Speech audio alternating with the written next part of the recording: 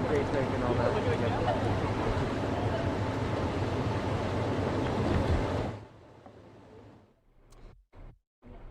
And Mike, you saw the 46 on the license plate of the Beast there as the President and First Lady get in the vehicle on their way headed to Arlington National Cemetery, where they'll be joined by the former presidents and their spouses, I believe at the Tomb of the Unknown Soldier,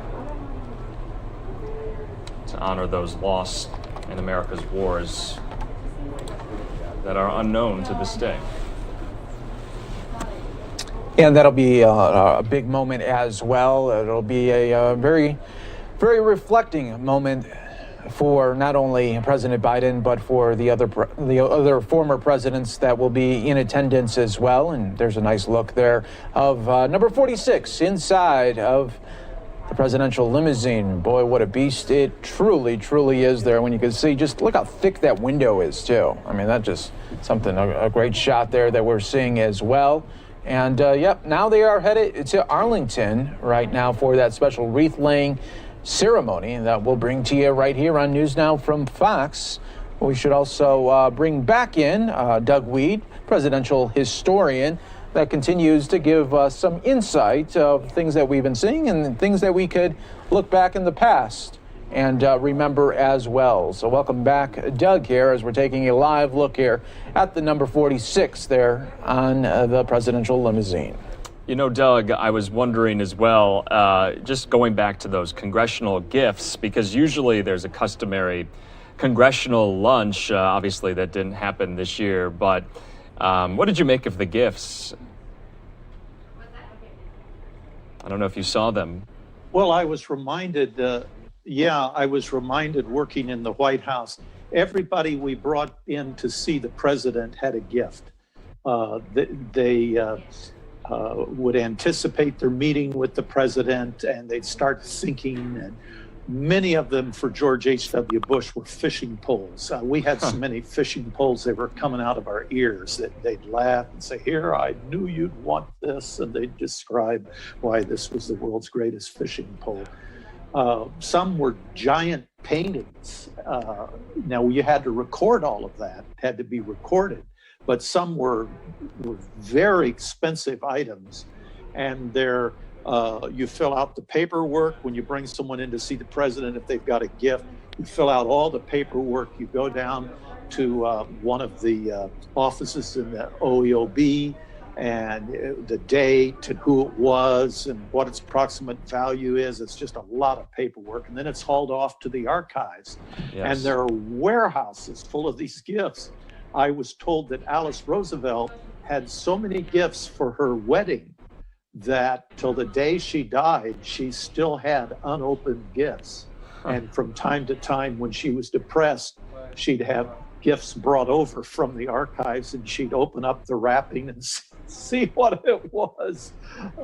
But they passed a law finally limiting on how many gifts they could get. But I think the American people would be shocked at lobbyists and what they bring to the presidents.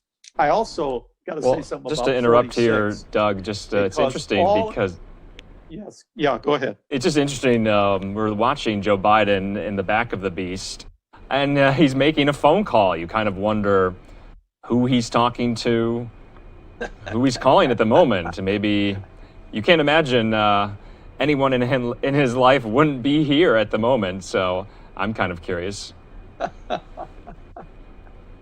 Yeah, he's probably not ordering pizza, I'll put it that way.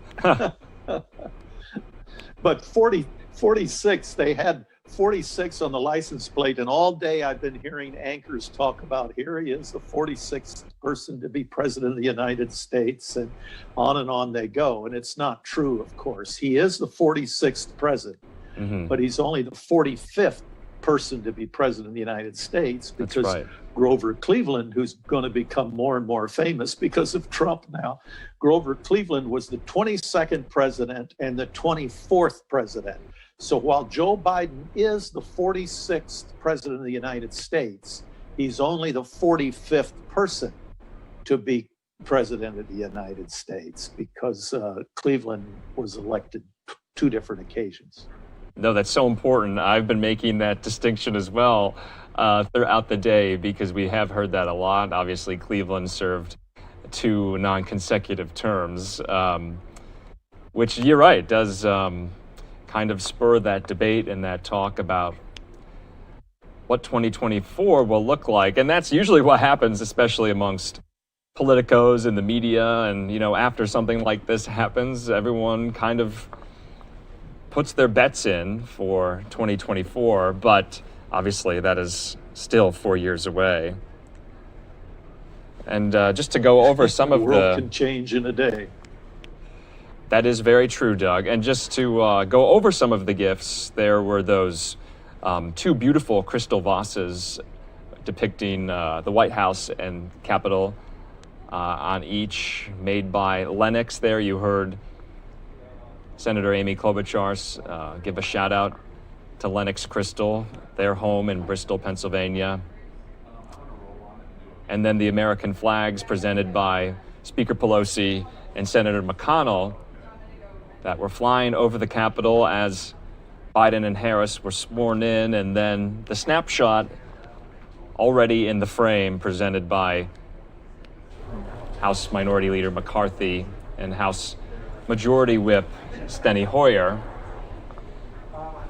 And Doug, how long will this, as we're watching now the motorcade rolling here, how long will this take place here to go from here to Arlington? It must be nice not having any Reds, right? Yeah, and they're I hate to say it this way, but they're stalling for time. There's a reason for a lot of these ceremonies because the transformation is taking place in the White House, and everything has to be stripped clean from the Trumps, and everything moved in for the Bidens, and each little drawer. And so it's quite a miraculous transformation and operation. But if they can keep the Bidens away from the family quarters, every minute counts for that transformation. I can tell you, I had an intimate discussion with the Trump family members of this moment when they moved in. And that night they were exhausted. They went to the state dining room and they had chicken fingers and hot dogs and kids' food. And there were 8 grandkids. I think they're 9 now, but they played hide go seek and Barron supervised. So the kids were racing through the state floor of the White House, giggling and screaming, and all the adults of the Trump family were in the state dining room and having a peaceful time to eat, exhausted after this full day, including the inaugural balls. And Laura Bush announced that she was pregnant. So there was a big exclamation in the dining room, and Barron came rushing back in. He was, I think, 10 years old, huffing and puffing, sweating. He said, what? They said, Laura here is going to have a baby. He said, oh, okay. And then he was racing back off to the East Room, where the kids had found new places to hide under chairs or tables in the Red Room. And it's very interesting how the Bidens will move into the White House and they will take it over. I wonder which of the children will live with them. The adult children of Jimmy Carter lived with him when he was president of the United States, as did the adult children of the Eisenhower. His son, John Eisenhower, and his wife, Barbara Eisenhower, lived in the White House as adults with Dwight Eisenhower. So we'll see what happens there. That's very interesting, Doug. I did not know that. I was reading somewhere it takes about 5 hours. The movers only get 5 hours to kind of transform the West Wing and the family residence over from outgoing to incoming. And it looks like we're just these shots we've been seeing. You've been observing the National Guard lined up on this route with the barricades. I believe this camera shot is probably on one of these Suburbans, and we're going to Arlington National Cemetery at the moment. That's probably why this is so shaky. But you for the viewers who are watching, you saw the scores of National Guard troops there in this shot as well,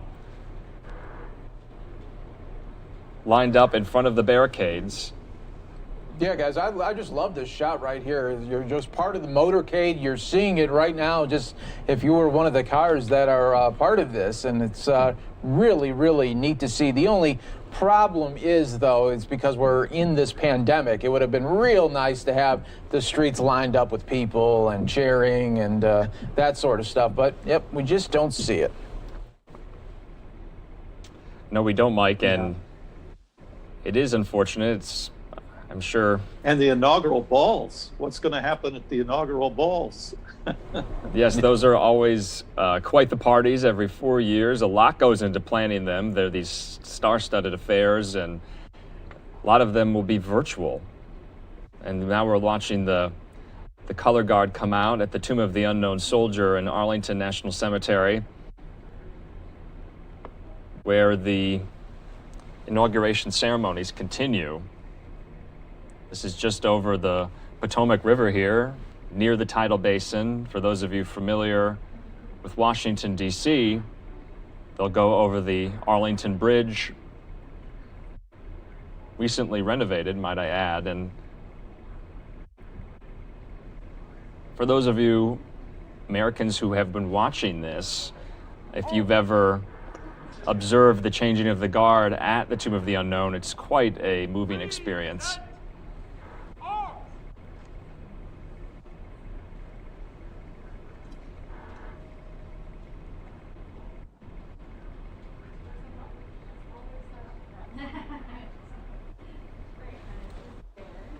It's interesting.